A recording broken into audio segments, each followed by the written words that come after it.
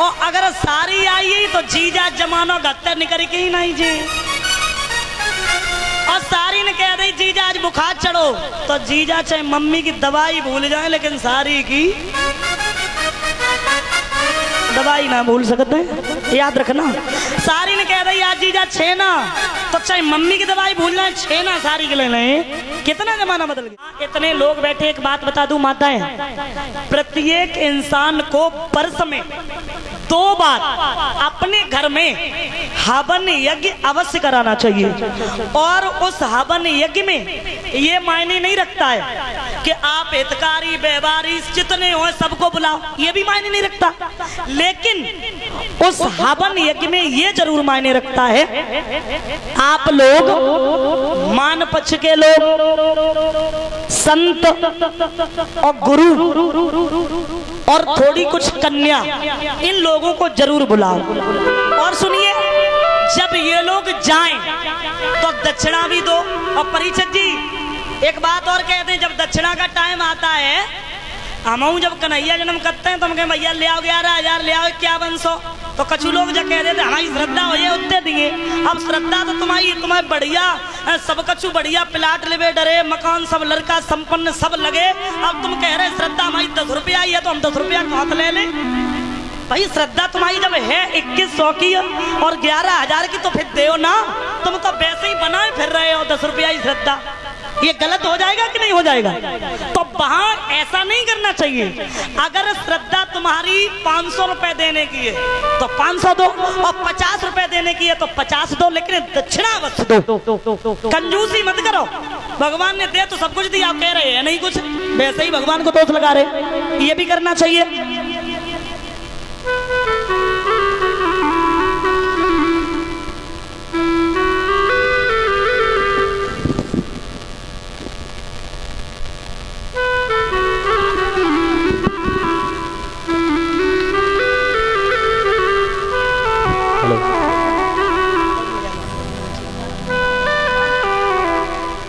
और ये कथा आयोजक फौजी भैया की तरफ से 501 मुद्राएं भेंट हुई और भाभी की तरफ से 501 मुद्राएं भेंट हुई।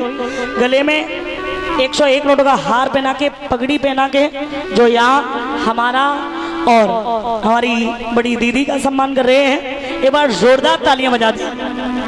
हम तो फौजी भैया रिटायर हो जाए कि नहीं हो जाए, अबे नहीं भाई, आशीर्वाद की कामना इनके लिए हम यही करेंगे कि आराम से पूरी नौकरी कर लें। अभी ये कथा कराई और जब वो लड़ाई जंग नहीं छिड़ती है, जब लड़ाई छिड़े तो कोई इनके ऊपर आंच ना आए।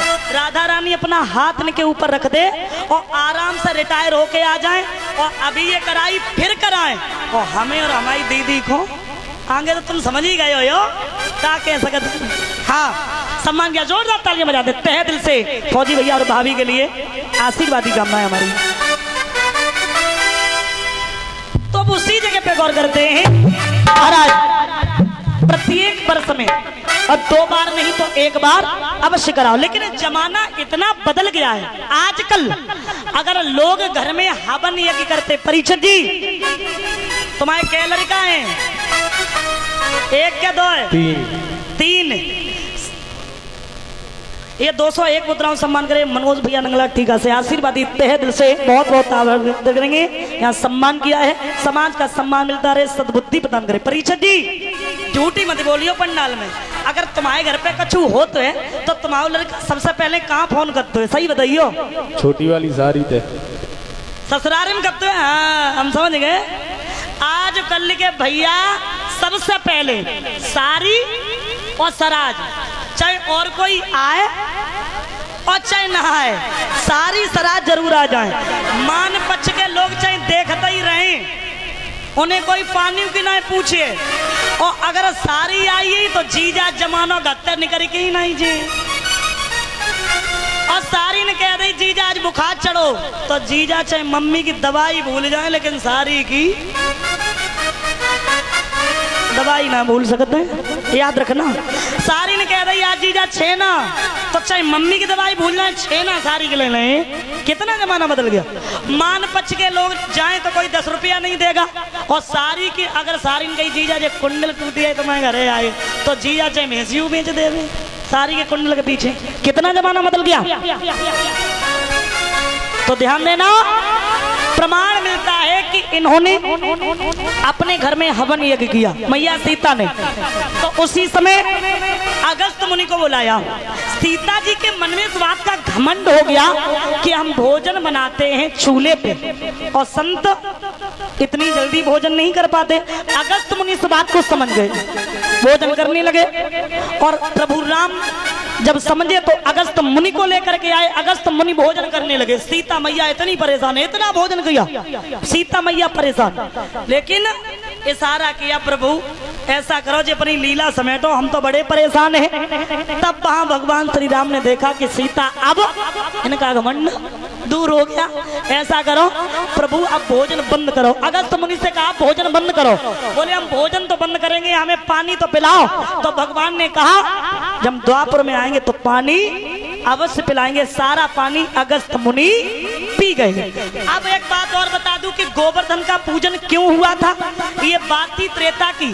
त्रेता में भगवान श्री राम जनक नंदनी सीता के कारण लंका पे चढ़ाई कर रहे। समुद्र बीच में दीवार बन गया। विनती की विनय न मानत जलत जल, गई 3 दिन बीत, बोले राम सकोप तब, भय बिने होत ना, बिना भय के प्रीत नहीं होती।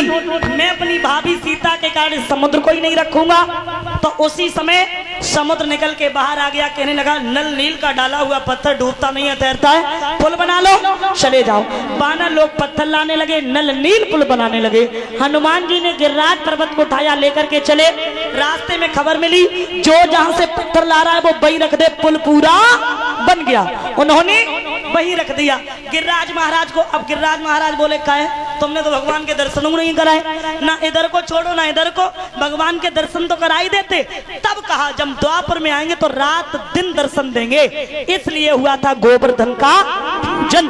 आप गौर करना महाराज, एक दिन की बात है, सखियां जल में निवस्त्र होके नहा रही। समझ आएंगे बुजुर्ग, यहाँ समय के अनुसार थोड़ा बहुत ज्यादा शॉर्ट कर रहे, समय बहुत कम है। सखियां निवस्त्र होके नहा रही तो क्या हुआ,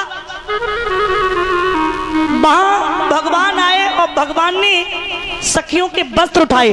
और जैसे ही वस्त्र उठाए कदम की डाल पे चढ़ गए। और जैसे ही कदम की डाल पे चढ़े सखियां कहने लगी श्याम आपने ये क्या किया, मेरे वस्त्रों को दे देते हो। प्रभु ये क्या किया, सुनो भगवान ने क्या किया। अरे छैया पे झूले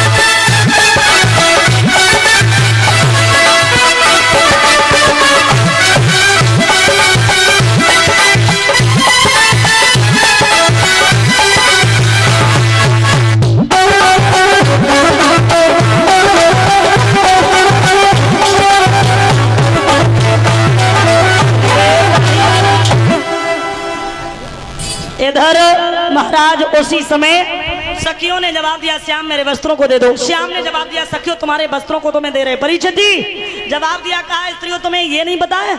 सखियों एक बात सोचो, अगर स्त्री जल में निवस्त्र होकर नहाती है तो घर की लक्ष्मी चली जाती है, पतिव्रत धर्म नष्ट होता है, क्योंकि जल में वरुण देव का वास होता है। उसी जल में निवस्त्र होकर नहा रही।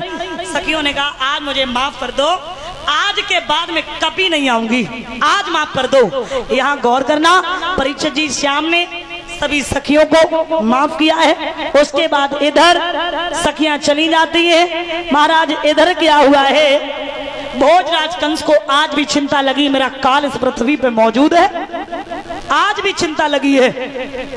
देवर्षि नारद पास में पहुंचे और जैसे ही पास में पहुंचे उसी समय कहा, क्या बात है, एक काम और कर लो और ज्यादा मत करना। क्या? तुम अपने घर में यज्ञ का अनुष्ठान रखो और कन्हैया जब यहीं आ जाएगा क्या तब भी नहीं मार पाओगे? पत्र दिया, चाचा अक्रूर जी को भेजा।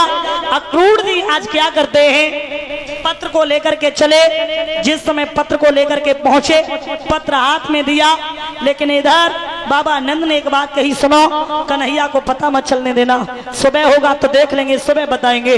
लेकिन ये बात कहाँ छिपने वाली थी, ये बात कहाँ छिपने वाली थी? रात्रि हुई, कन्हैया अपने कमरे में सो गए, मैया अपने कमरे में जाकर के सो गई। लेकिन सखियों को जब पता चला तो सखियों का दिल टूट गया। कन्हैया को इतना प्यार करने के बाद आज सुबह श्याम जब चला जाएगा तो हमें तो लगता है कि कन्हैया वापस नहीं आएगा। आज सखियां जाकर के रोने लगी। जब रोने लगी दरवाजे पे तो मैया ने विचार किया, हम यहाँ सो रहे लेकिन रात्रि में दरवाजे पे कौन रो रहा है?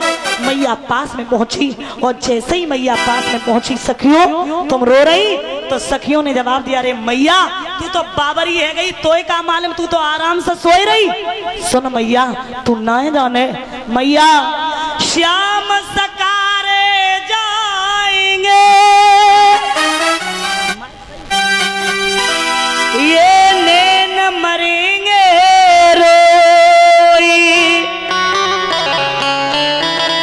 ए विधना ऐसो कीजियो, जासे भोर न होई। श्याम सकारे जाएंगे, नैन मरेंगे रोए, विधना ऐसो कीजियो, जासे भोर न हो। लेकिन प्यारे आज मैया कमरे में गई है, कन्हैया के मोर मुकुट बांधती है, पीतांबर बांधती है और बंसी लगाती है। सुबह तुम चले जाओगे,